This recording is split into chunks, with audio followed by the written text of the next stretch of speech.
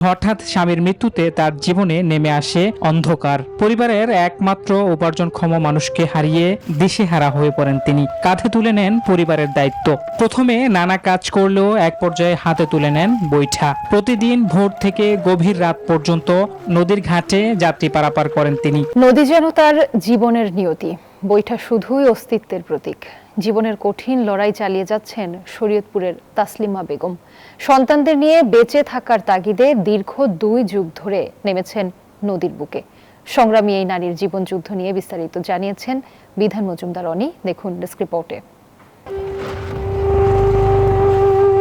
শরীয়তপুরের গোসেরহাটের প্রত্যন্ত নদীবেষ্টিত এক জনপদের নাম হাজীপাড়া। এই এলাকার বাসিন্দা তাসলিমা বেগম। জীবন এক সময় ছিল অন্য সবার মতোই রঙিন, কিন্তু হঠাৎ স্বামীর মৃত্যুতে তার জীবনে নেমে আসে অন্ধকার। Bashundhara public school and college 2026 শিক্ষাবর্ষে ভর্তি চলছে। পরিবারের একমাত্র উপার্জনক্ষম মানুষকে হারিয়ে দিশেহারা হয়ে পড়েন তিনি। কাঁধে তুলে নেন পরিবারের দায়িত্ব।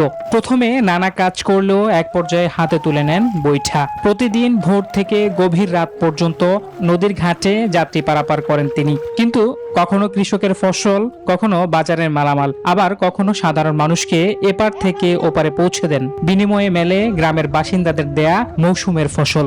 সেই ফসল বিক্রি করেই চলে সংসার। নদীর ঢেউ, প্রতিকূল আবহাওয়া কিংবা সামাজিক কটূক্তি কোনো কিছুই দমাতে পারেনি তাকে। তাসলিমা বেগমের বিশ্বাস, মানুষের দরজা বন্ধ হলেও পরিশ্রম করলে যে কোনো অসাধ্য সাধন করা সম্ভব। তাসলিমার জন্য খেয়াঘাটটি ইজারা মুক্ত রেখেছে ইউনিয়ন পরিষদ। এই ঘাটটিকে আমরা ইজারা মুক্ত করে তাকে পারাপারের সুযোগ করে দিয়েছি।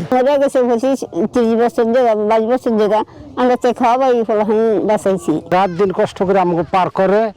কিছু মানুষে পয়সা দেয়, কিছু মানুষের দেয় না। আমরা এই এলাকার সবাই সম্মিলিতভাবে তার এই নৌকাটা বানায় দিছি। সকালে আহে 9টা 10টা বাজে, রাত্রে যায়। ঝড় তুফান মেঘ বৃষ্টি ভিজা ভিজা কাজ করে। জীবনের উত্তাল স্রোতে বারবার টালমাটাল হয়েছেন, কিন্তু ডুবে যাননি। 2 যুগ ধরে বৈঠা হাতে নদীর বুকে লড়াই করে চলা তাসলিমা বেগম যেন সংগ্রামী মানুষের জন্য এক অনুপ্রেরণার নাম। Desk report, news 24।